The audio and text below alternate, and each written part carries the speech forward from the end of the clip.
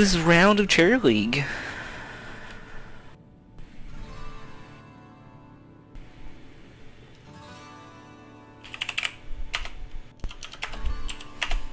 And this is StormShelter getting in the lobby right now.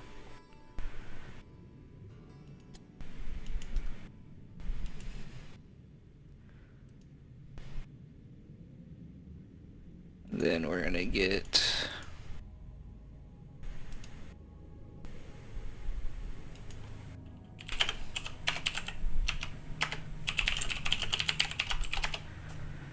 the other team in here.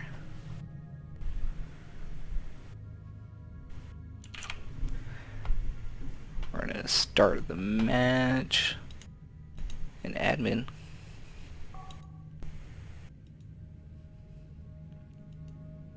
No, not that.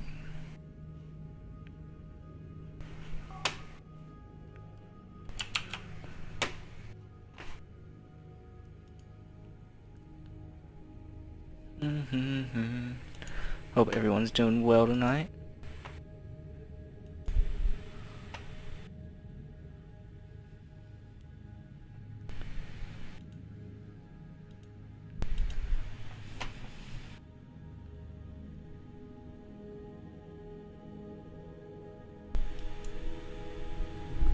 Okie dokie.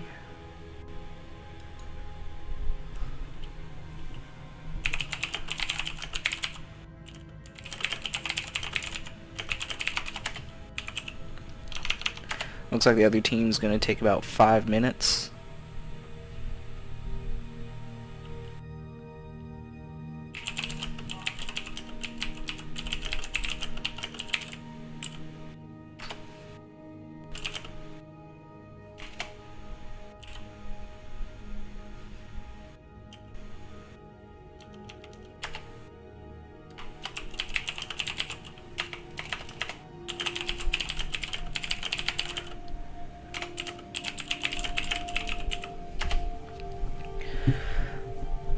Oh, the green screen is so bad. I apologize.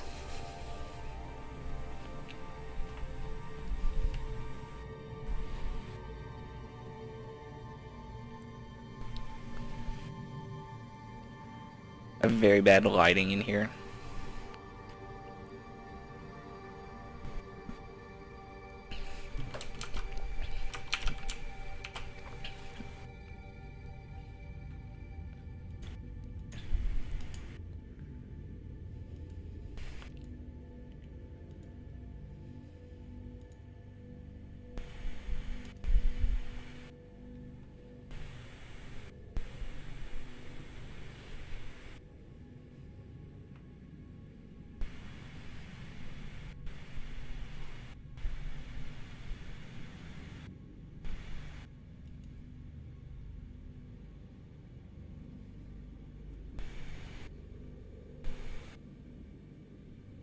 I know, right?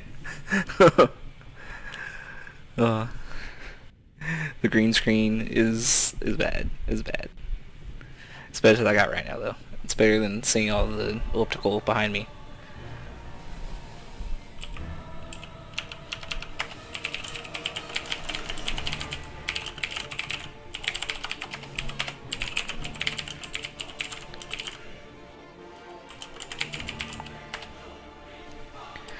Dude, 1980s TV, yeah. No. It's true though.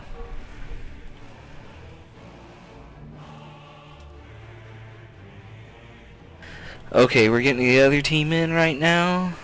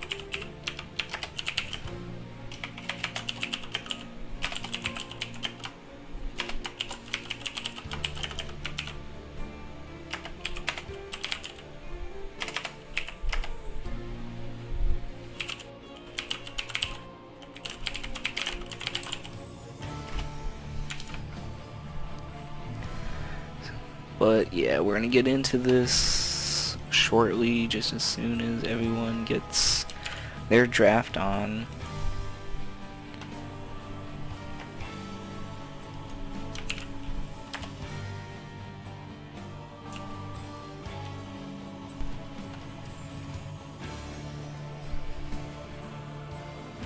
Okay, we see that Power Raynors is in. We're just waiting on StormShelter to get into the draft. Let's move on over to the draft screen. Maybe. And we'll be able to get started here just as soon as StormShelter gets in their game.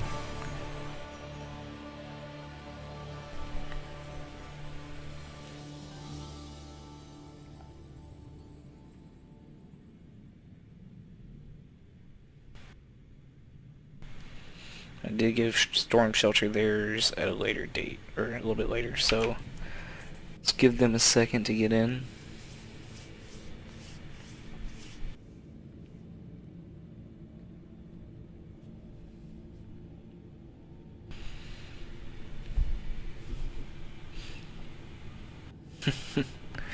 Yeah.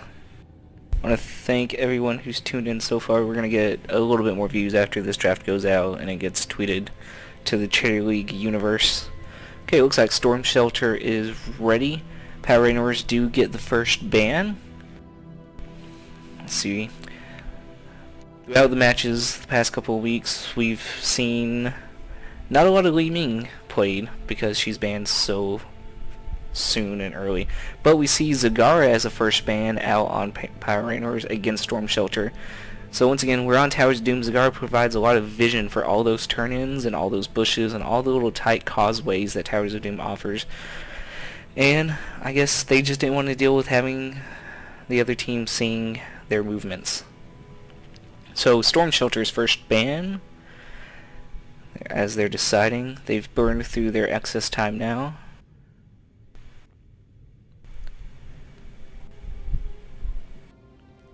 But usually in Towers of Doom we see a big team fight build. So, and here's the story. The goal normally is to push down your opponent's towers and get to the core. In Towers of Doom, the enemy heroes can't attack your core directly. It's done through objectives. So we'll see more heavily assassin build comps and less specialists. So we see StormShelter has banned Falstad, which is a unique first ban. Maybe they've done a little bit of research on Power Raynors to know that they have a good Falstad player. Falstad's benefit allows him to fly to anywhere on the map. Towers of Doom you can fly to some points to disrupt, but usually not using that, just more used as a standard assassin. Power Raynors picks up Rhaegar as their first pick. And we still see Li Ming. Yes, Li Ming is going to be in this match. Both teams declined to ban in that first round, so both teams picked up Rhaegar and Li Ming, which are considered very strong at the moment due to, well, Li Ming being new and Rhaegar's recent Storm Shield or Lightning Shield buffs. So we're going to see Power Raynors have to have some sort of melee comp in order to take full advantage of that. With StormShelter picking up their second pick now, who will it be? Who are they wanting to secure early on before that second round of bans? And it is Diablo, very strong warrior, very tanky, very aggressive, ganky type warrior. We're going to the second round of picks now for Power Raynors. What will they pick up to put that lightning shield of Rhaegar's on? Also, we see with Diablo, the way his health scales, we're more than likely to see an assassin that's able to pick up some version of Giant Killer, some version of a percentage-based health damage as opposed to flat damage. But we see Power Raynors picked up Jaina the Mage for their first pick. Once again, both sides, the way the meta is right now, you need to have some sort of mage. You need to have some sort of burst AoE. Power Raynors also picks up Thrall, which is a good Lightning Shield target and is able to stick to his targets pretty well with the use of his Wind Fury weapon, able to get a little bit of extra movement speed to stick on targets like Li Ming a little bit faster. Last set of bans coming around, we see that StormShelter gets the first set of bans this time. Now, what are they going to ban into the Rhaegar Jaina Thrall combination? Power Raynors has yet to pick a warrior, so StormShelter rather, may be trying to limit their warrior choices of Power Raynors with this ban, but we'll see.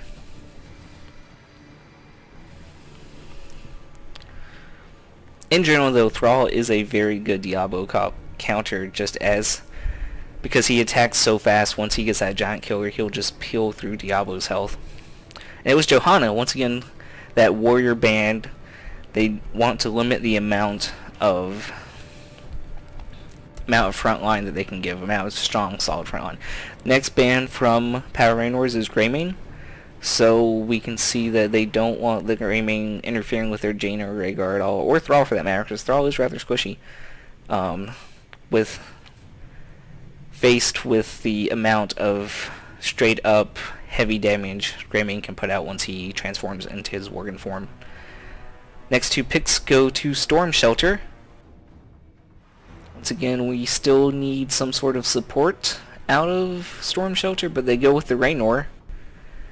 Once again, solid auto attacker, but ranged auto attacker. So we're seeing them sort of trust in the front line that Diablo brings. We may see an off tank here in the last couple of picks from StormShelter, just to give more of a front line for these backline assassins. And StormShelter is about to run out of time with this last pick. They go with Lunara, another ranged assassin in the backline, another very, very squishy hero. We're going to see how this goes, because they're going to be forced with a healer for their last pick, and only Diablo as a frontline. So we may see a frontline healer such as Karazim come out from StormShelter. But with the last round of picks going for Power Raynors, we gotta see something a warrior that can get up and peel very well, or get into the backline. Diablo would be a good choice for that, however the other side already has them. Once again, that last pick for Power Raynors is going to be a complete mystery. They have the damage that they need, they have the healing that they need. They may pick two off tanks themselves, or two characters to get back to that backline of Li Ming, Raynor, and Lunara. But we'll see. Just 30 seconds remaining on their draft timers.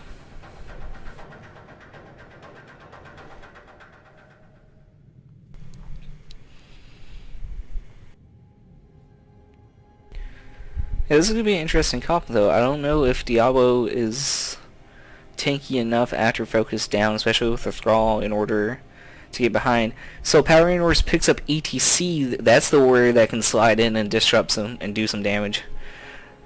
And when we see his mosh pit after a good slide get on Lunara or Li Ming, they're going to be dead.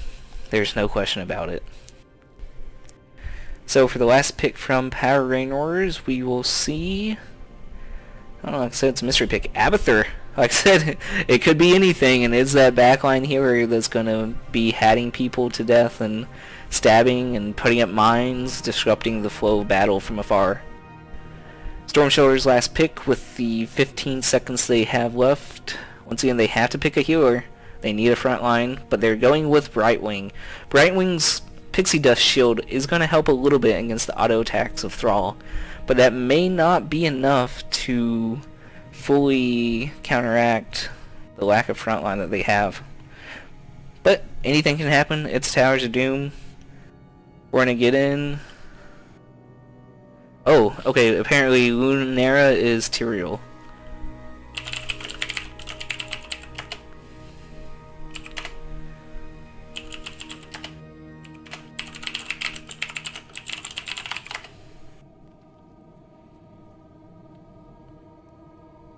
As long as someone from the other side.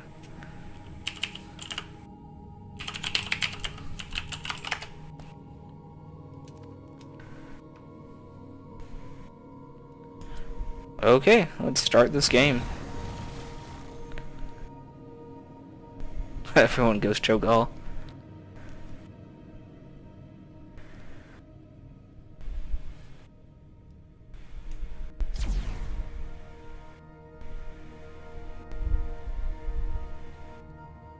Oh, and this is still, I'm using XSplit. It's just the actual broadcast version instead of the Gamecast version.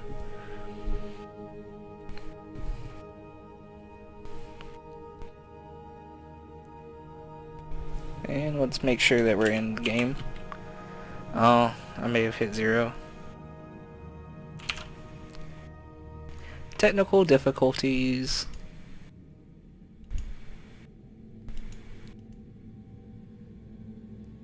We just force it over.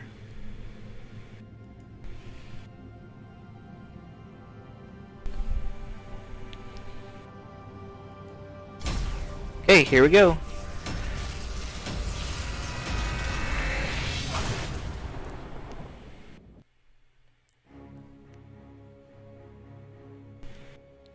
Okay, so once again, Cherry League, week 7, next to last week. Towers of Doom. Kataru lives on Li Ming for the blue side. Diablo on Brotenax. Atlas is playing Tyrael. Brightwing is playing by Lolina. Suma on Raynor. For the red side, we have Arate on Jaina and Dolphnus on Thrall. Hollis on ETC. Sirirun on Abathur. And Rhaegar is being played by Sven.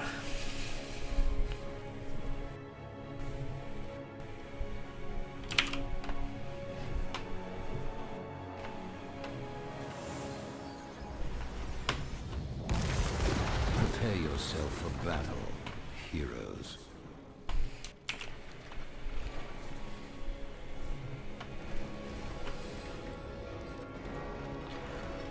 Okay, we see a early frontline push all down mid from the red side. Let's see if blue side's going to go back. No, it looks like they may be trying to push heavily bot to begin with. Let's look at frontline talents really quick. We see Mingling Tyrael out of Jaina. Going for the Chain Lightning build from Thrall.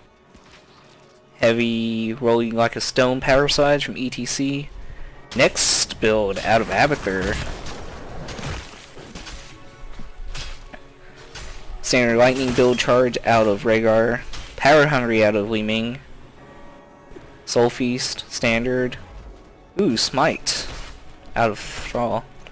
We have a Shifty Brightwing and Seasoned Marksman standard out of Raynor. We're seeing Li Ming trying to get that early siege damage down bottom.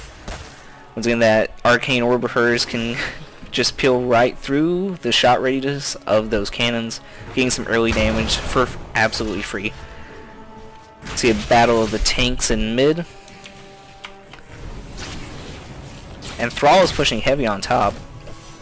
We have ETC getting ready for the clutch power slide and stun down the mid. We see Abathur already getting a lot of those mines out. A lot of damage out top. Li Ming's gonna go down. First blood for red side.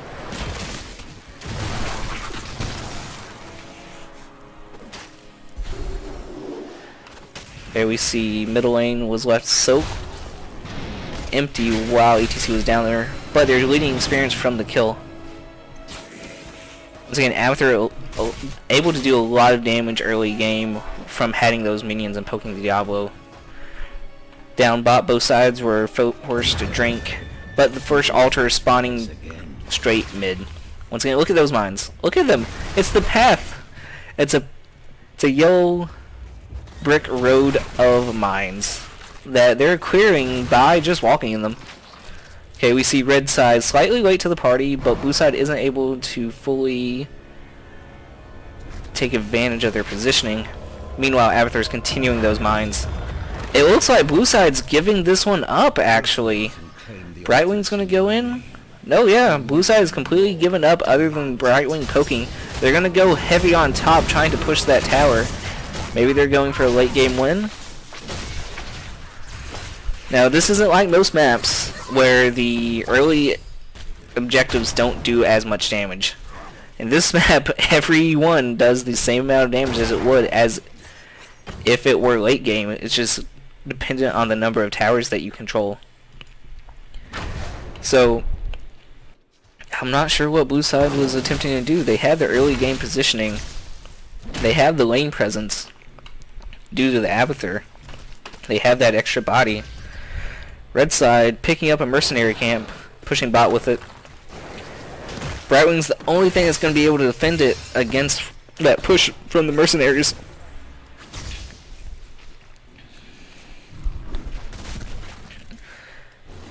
And blue side continuously just low on health from those Abathur mines. And here we go, they're trying to defend the push against those pumpkins. They do a lot of structure damage when they make contact. And look at that Jaina being able to push so hard, and with Rhaegar's Pharaoh Leap finishes off Brightwing. Up north, we have a battle between the tanks. Once again, Tyrael versus ETC. Not much going on. Red side's trying to steal their opponent's mercenary camp early on. And we have Ultra spawning. Will they be able to finish it in time? I think they will. Yes, they are. Now, blue team's put in a predicament here. They have to both take or at least a shrine and defend against these mercenary camps, and that's just not going to happen. Mercenary camps go through. Red team's in better position to get both of these right now. However, Tyrael from blue side's coming up. He's slowed after took those slowing mines in the last level, but Rhaegar is just putting out so much damage with his shield and the leap. And then ETC's disrupting, sliding into the back line, getting those squishies. Red team's going to be able to, looks possibly, nope, Brightwing's pushed off. Meanwhile, bottom is completely open. Red team sees this. Both teams are going down. Red team does secure that top tower. Rhaegar, being a beast, taking out the Diablo by himself. He knows he's in trouble though. His teams aren't there. He's repositioning to get himself. Brightwing comes out on Li Ming with the face shield, saves Li Ming. The peekaboo coming out. Rhaegar, meanwhile, is knowing that he can maybe steal this while the other team. Raynor gets in, but puts himself in a bad position with ETC even behind. Tyrael comes in, just respawn. He's got full health. Rhaegar's still going to try to spawn. They're going to be pushed back. They don't have the lane presence right here that they need to secure this. Rhaegar's going to go in for the push. Isn't going to be a mistake. And he's going to be able to get out just fine. But blue team is able to secure that bottom tower a lot better than I think everyone initially planned. Red team's still not letting off on the defensive though. We're seeing them get in that camp that just respawned. They're really wanting to get that bottom tower down. Meanwhile, on top, lane's pushed back in favor of red side.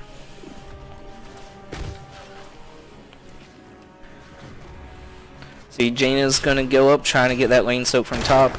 Meanwhile, Rhaegar and Thrall are both protecting these pumpkin guys. Those pumpkin guys, this little suicidal bastards. Blue side's going to try to get that camp before red team can, because they know they're so offensive right now. They know they're going to try to get them eventually. So even if these pumpkins won't do damage to their team, if red team can defend it, it's still denying red team their pumpkins. Okay, up top though, we see red team's got that mercenary camp. They're camping all day. Significant damage on that tower from those camps. But blue side has theirs passing. Oh, red side's setting up. Nope, just ETC, just holding back. Rhaegar is coming up though. Let's see. Is Thrall going to be able to stop these mercenary camps? Nope, especially with this extra shield from Tyrael. They're going to get through. But are they going to leave themselves out of position? It looks like they may. No, Tyrael with the swap coming out. Ultimate Evolution coming out from on Rhaegar actually with the extra damage and the extra lightning shields. That's an interesting choice. They're going to be able to get this tower down before the next altar spawns and be in good position because it just happens to be on bot. See, we have ults out for both sides. Reinfrost from Jaina, Sundering out, Thrall, Mosh Pit as expected, Ultimate Evolution, and Ancestral Healing on the red side. From the blue side, Li Ming picked up Disintegrate, Apocalypse from Diablo, Judgment from Tyrael, Blink as expected from Brightwing, and Hyperion. Look at those mines. Look at those slow mines doing all the damage. Once again, Jaina is in position. ETC's not engaging. He knows his team's not here. He's waiting for that backup from Thrall before he engages.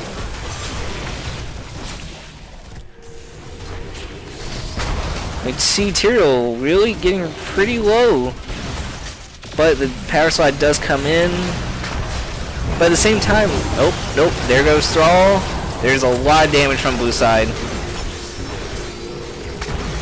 Oh, and nice arcane orb by Li Ming. Jaina's forced to retreat. Blue side will grab this with the full 4 damage. Think red team's underestimating the amount of healing Brightwing can put out.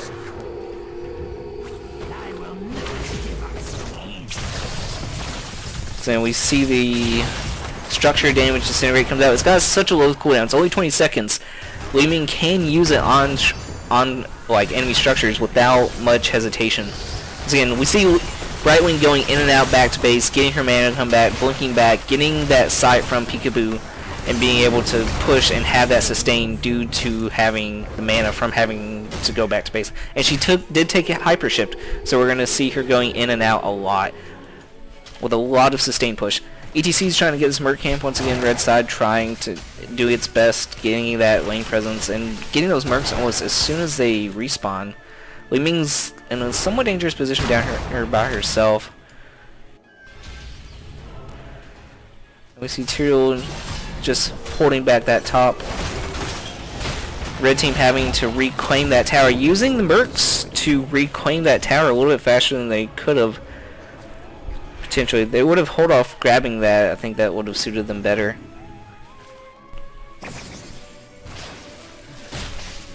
But we see a potential team fight coming in mid. What was all saying? Raynors, Rhaegar rather, is going down to help escort these minion camps. Let's take a look at his stats really quick. We have Brightwing doing a lot more healing than Rhaegar, and that's somewhat to be expected due to Rhaegar's offensive build.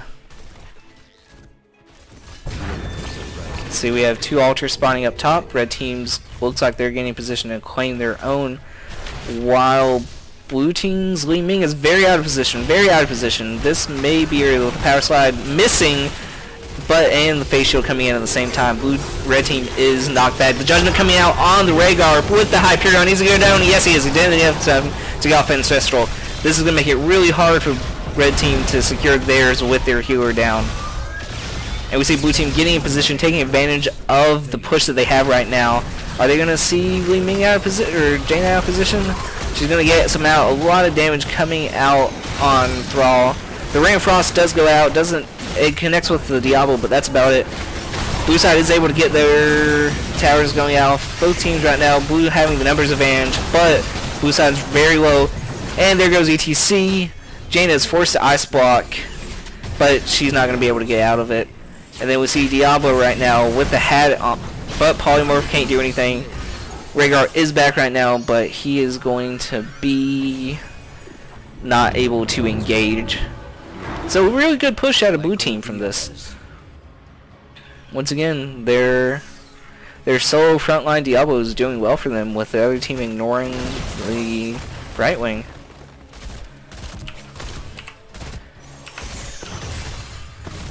Let's just take a look really quick at the actions per minute. Now this isn't as important as in most strategy games, but it's a good indication of just how busy people are.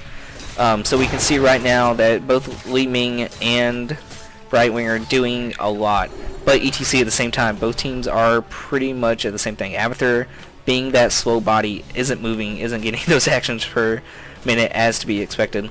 If you see a really high actions per minute Abathur, he's probably going to have a lot of deaths with that.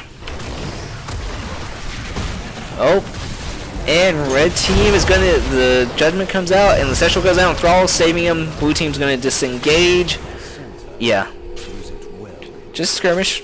Just a little, hey, I'm still here. But we have the tunnels open right now. We're going to probably see Abathur put a lot of mines on there. Both teams still skirmishing right there in the middle. But we see blue side's going down to get it set, while red team is going to go up and try to get it set, I'm assuming. Interesting. Brightwing staying in lane. She can teleport anywhere she wants to as soon as she's needed there, so she's soaking that lane experience in mid by herself, because as soon as she's needed somewhere, she can just teleport there. We see red getting a really good push up top, and I don't believe blue's going to be able to get the mercs up here, or anyone up here to stop these mercs. Nope. So that puts red team at a tower's advantage for the shrines they're about to spawn. It's not going to mean anything though if they can't claim them, if it's the same thing as what they did though last time. Okay, red team setting up the bush party. Thrall breaking it a little bit early. Ultimate evolution is used on Thrall or Rhaegar pretty early. His timer is not going to last that long to actually be that much of use. But they're maybe just using it as a body shield. Not seeing Diablo come out here. Beautiful Apocalypse getting off a lot of stuns. Tyrael is down. Is he going to get a good explosion off? Yeah, he is. Oh, the Central comes out. Diablo does go down. Thrall doing so much damage, pushing blue team back with the support of Rhaegar and that chain hill. Red team is able to secure that turn in, and they're going to go now to go for their turn in. Li Ming is up. Everyone is up except for Tyrael on blue side. They still have a chance. Are they going to do it? No, they're not going to risk it. They're going to keep their lives and allow red team to get their side. That's going to make the score 22-24. Pretty even match so far. Blue side's got some good team fights in, but so is red. Once again, red going for the offensive push down here. But once again, Abathur able to, due to his positioning, get some really good mines in on the opponent's side. Oh, looks like maybe blue side be going boss? No, they were just checking. Sorry about that. We see red team once again going for their own mercenary camps. They're just creating so much lane pressure.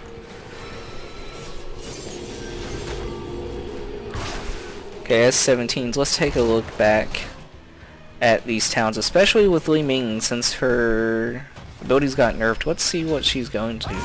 Ah, Seeker. Magic Missile. A combination of Magic Missile and Arcane build. Blue team does secure the boss. So that makes the score now on blue side's favor. But Tyrael is very out of place, going back to his own thing. And Tyrael goes down. He more than likely won't be up for the next set of towers. And red team is able to claim that tower as well, due to the massive mercenary push that they have. Now look at the red team going in as a team. Once again, Brightwing's solo laning just because she knows she can get out of anything. But I think red team's going to try to attempt the gank, not knowing that she already teleported back down.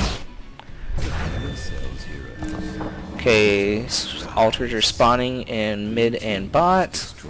I'm gonna see red team going through here. Let's see if anything else. We don't have the vulnerable from Jaina, as opposed she instead chose to root the target, combined with Thrall's Frostwolf. That has a lot of pinning potential with it. The altars have risen. Oh, and Abathur has gone full mine build. So it's interesting, they're going for a lane push build. A lot of damage coming out on blue team now. Sunring does go out, doesn't seem to make... Oh, and a 3-person mosh pit, but countered by the Apocalypse. Diablo does go down from damage. Ancestral goes off on Thrall, does a lot of damage, able to stay in the fight. Tyrael not able to explode on anyone, ECC being able to power slide out of it. Doing his job defending a big arcane orb on Jaina. Is she gonna be able to survive? She is. Well, ETC going out, waiting for heals from the Rhaegar. ETC coming back in. A lot of aggressive play from this Thrall. And yeah, the healing from Brightwing isn't enough to keep him up. Red team is able to secure this tower with 4. Blue side was able to get their tower back before they was actually affected. But red team, once again, going super offensive with these merc camps, coming right up, trying to get them as soon as they spawn. Look, Rhaegar is even going over here to start the next one. They're trying to wreck bottom's blue, or blue's bottom. Wrecking blue's bottom.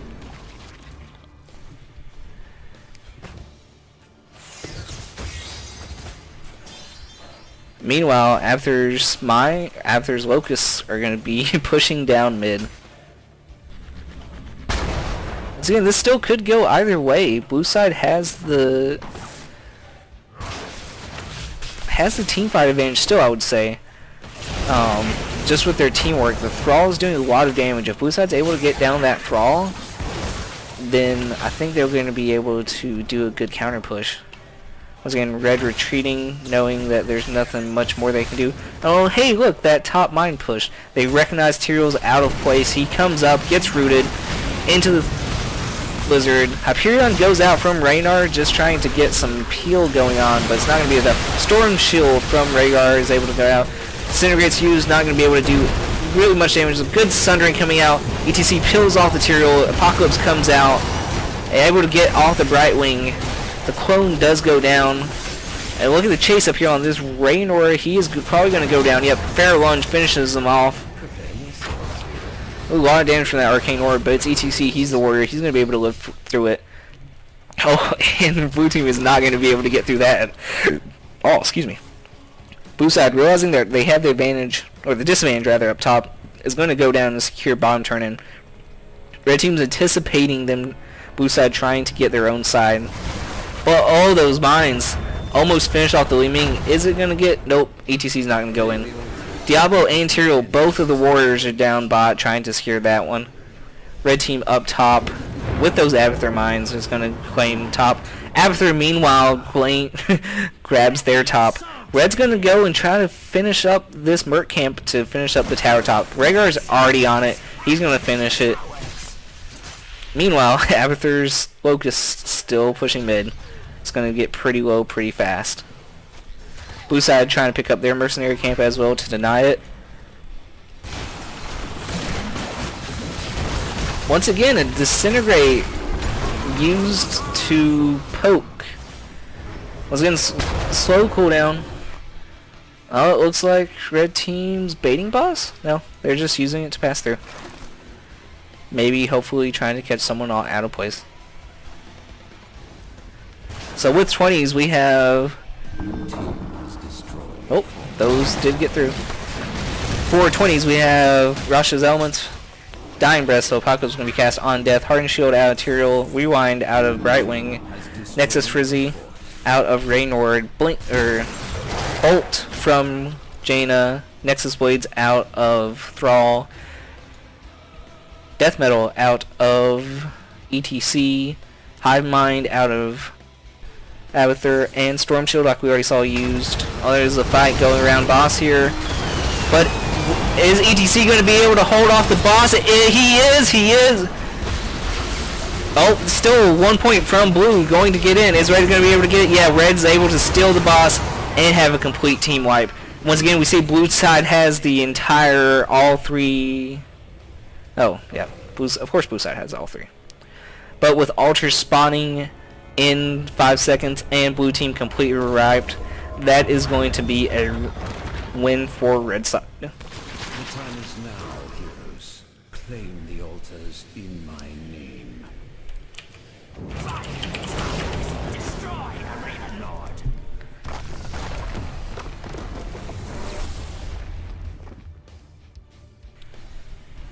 Red team is victorious. Ooh, that was a good match. That was a good match. Once again, be casting every Monday with another Cherry League match. We are going to go on hiatus after next week. Next week we're still going to be here. Week after next, that's the end of Season 1. The winners of that season are going to be declared.